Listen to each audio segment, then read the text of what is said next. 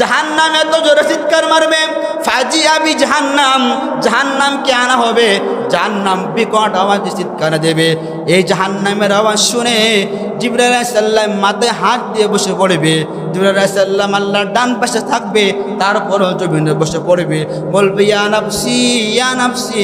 জিবরাইল আলাইহিস সালাম বলবে আল্লাহ আমাকে বাঁচাও, জাহান্নাম যে এত বড় চিৎকার করেছে, না জানি আমাকে খেয়ে ফেলে। সমস্ত নবী রাসূলরা পর্যন্ত এবং তার উম্মতেরা পর্যন্ত সবাই জাহান্নামের চিৎকার শুনে সব হামাগুড়ি দিতে থাকবে, সবাই বলতে বলতে থাকবে ইয়া নাফসি ইয়া নাফসি ইয়া নাফসি ইয়া নাফসি, আমাকে বাঁচাও।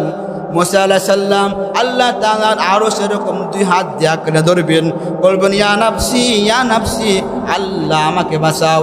কিন্তু সেই দিন একজন লোক নিজের কথা চিন্তা করবেন না, নিজের ফিকির করবেন না, সবসময় ইয়া উম্মতি বলবেন। তিনি হলেন আমার নবী মুহাম্মদুর রাসূলুল্লাহ সাল্লাল্লাহু আলাইহি ওয়াসাল্লাম।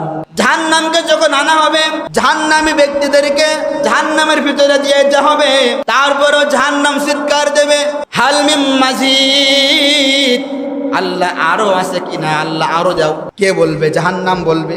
জাহান্নাম বলবে আল্লাহ আরো দাও, আমার তো পেট ভরে নাই। জাহান্নামী ব্যক্তিদেরকে দিয়ে দেওয়া হবে, তারপরও শান্ত হবে না। তারপর পাথর দিয়ে দেওয়া হবে, তারপরও শান্ত হবে না। এত পরিমাণে জাহান্নাম চিৎকার করতে থাকবে, চিৎকার করতে থাকবে।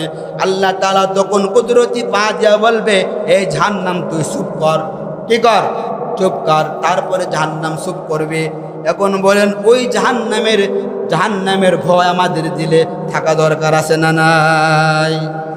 ওরে মানুষ হইছো বেহুশ দুনিয়ার পিছে, কে জবাব দিবি রে তুই আল্লাহর কাছে। ওরে মানুষ হইছো বেহুশ দুনিয়ার পিছে, কে জবাব দিবি রে তুই আল্লাহর কাছে।